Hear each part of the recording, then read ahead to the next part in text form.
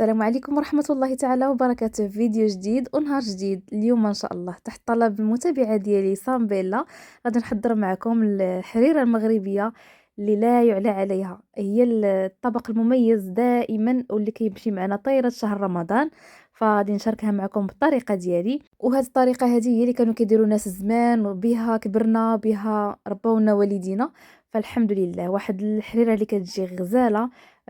نشاركها معكم بكل الحب. يلا نبداو المقادير ديالنا على بركه الله. غادي نحتاجوا الطريفات ديال اللحم ديال البقري مقطعين، العدس اللي كيكون مفزق اولا بايت في الماء ليله كامله، الحمص حتى هو اللي كيكون مرقد ليله كامله، واحد الربطه فيها قزبور والمعدنوس والكرافس، وكناخذوا حبه وحده ديال البصله، كنديروا 3 الحبات اولا 4 الحبات على حسب الكميه اللي بغيتو ديال مطيشه. فغادي نقسمها هكذا بهذا الشكل هذا، وغادي نطحنها في الميكسور. فكتسهل عليكم بزاف انكم حكي اللي كيسلقها عاد باش كيبدا يدير الحريره ديالو. انا هاد الطريقه كتجيني عمليه. حاجه وحده ننصحكم بها وهي تاخذوا المطيشه تكون طيبه، يعني تكون بحال هاريه، تكون طايبه مزيان ولونها يكون احمر. هذيك المطيشه كتجي غزاله في الحريره وكتجي رائعه. غادي نميكسي كلشي مزيان، درت واحد الكاس ديال الماء باش طحنت هذيك المطيشه مزيان وصافي. دابا غادي نصفيهم في الصفايه. كناخذوا الكوكوط ديالنا او طنجره الضغط، غادي ندير فيها واحد الصفايه وغادي نصفي فيها هذيك المطيشه والبصله باش نحيدوا القشور ديال المطيشه، وايضا داك الزريعه اللي كتكون في المطيشه. غادي كيبقى ليا هذا الشيء هذا صافي. هذاك الشيء كنرميه ما كنحتاجوش باقي. غادي ندوز ندير ديك التقطيعات ديال اللحم، وضروري واحد طريف اولا جوج ديال العظومه هما اللي كيعطيونا البنه في هاد الحريره ديالنا. غادي نضيف نص زلافه ديال العدس كتكون مفزقه بايته في الماء، باش داك الحبات ديال العدس ما كيحيدوش القشره ديالهم، يعني ما كتطيرش ديك القشره ديالهم ملي كيطيبوا، وكيبقى لنا العدس صاين هكا باين. كندير معلقه صغيره ديال السمن، ضروري ديك السمينه هي اللي كتعطينا البنه. وكندير زلافه ديال الحمص، كاين اللي كيبغي يفركو، انا كنبغيه هكذا صاين. زلافه عامره ما بين القزبور والمعدنوس والكرافس. وغادي نضيفو بالنسبه للتوابل معلقه صغيره ديال السكينجبير تكون عامره، راس معلقه ديال الابزار باش ما تجيناش حاره هاد الحريره، وايضا معلقه صغيره ديال الخرقوم، ومعلقه صغيره ديال التحميره اولا الفلفل الاحمر. وما نساوش الملح بطبيعه الحال، واحد المعلقه صغيره ما عمراش ديال الملحه. والاضافه اللي كنديرها انا في الحريره ديالي وهي عويد ديال القرفه. صدقوني هاد العويد ديال القرفه كيعطي واحد البنه الحريره ديالكم بحال الحريره ديال زمان. وكانوا امهاتنا وجداواتنا كانوا كيديروا القرفه في الحريره، وكتجي غزاله وبنينه بزاف، كتشمي ريحتها من راس الدرب. فغادي نضيف هنايا شويه ديال زيت الزيتون وشويه ديال زيت المائده اولا زيت العاديه، يمكن لكم طيبوا غير بزيت الزيتون. صافي كنضيف ديك قريصه الملحه وغادي نحرك المكونات. السر باش هاد الحريره تجيكم بنينه وهي تقليو هاد المكونات، كيخصهم يتشحروا مزيان. غادي نغطي الكوكوط ديالي ونخليها حتى كيتقلاو ليا مزيان هادوك اولا كيتشحروا دوك العناصر. عاد من بعد غادي نضيف الماء، القياس اللي بغيتو ديال الماء حسب افراد الاسره، وصافي غادي نغطي عليها ديك الساعه باش طيب.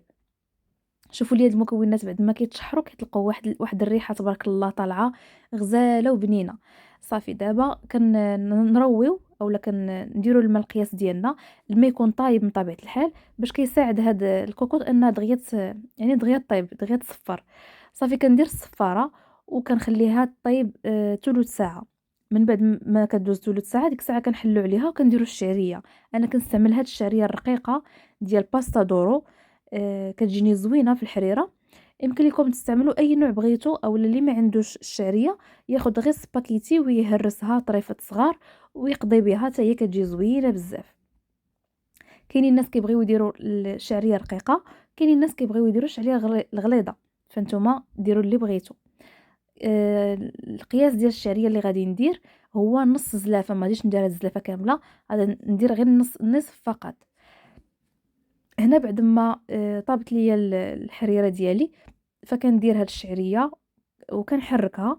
ضروري تبقاو تحركوا مره مره باش ما كتعجنش لكم الشعريه، وفي نفس الوقت يعني ما كتلاصقش لكم في تحت الطنجره في القاع ديال الطنجره. كنبقاو نحركو مزيان. غادي نحيد داك الطريف ديال العظم، داك العظيم اللي كنا درنا في الاول باش يطلق لنا البنه، غادي نحيدو دابا. ومن بعد غادي ندور الحريره ديالي بالمايزينا بالنشا. هاد الحريره اللي كدورو بالنشا كتبقى لكم زوينه، ما المذاق ديالها تيجي زوين، في نفس الوقت شبيهه بالحريره العاديه اللي كنا كنديرو. وغتشوفوا معايا التدويره اللي كندير 3 المعالق او 4 المعالق من صوص مطيشه. يمكن لكم ديروا حتى مطيشه ديال عيشه راها سون غلوتين. كديروا 2 المعالق من النشا وكاس ديال الماء.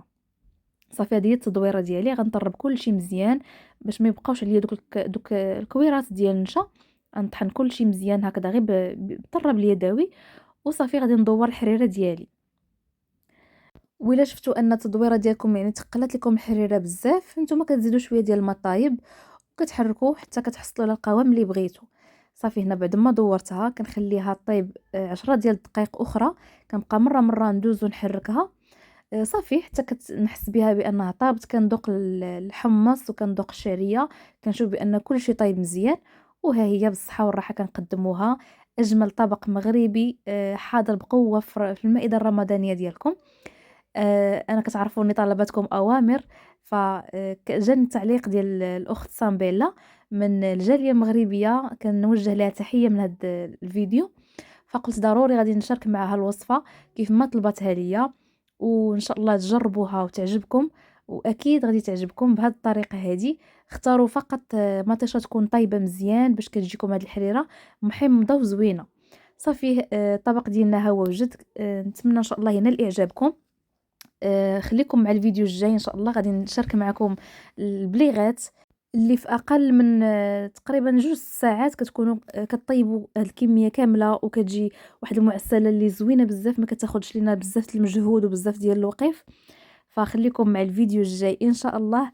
غادي نشارك معكم الوصفه بكل التفاصيل ديالها. النصف غادي نقليه والنصف الاخر غادي نطيبه في الفران، باش اللي بغاها مقليه يديرها واللي بغاها في الفران صحيه يديرها. هنا كنعسلها، وضروري تخليوها تشرب العسل مزيان باش يعني كتبقى معسله مده طويله باش ما تنشفش لكم. نتلاقى معكم في الفيديو الماجي ان شاء الله. دمتم في رعايه الله، والسلام عليكم ورحمه الله تعالى وبركاته.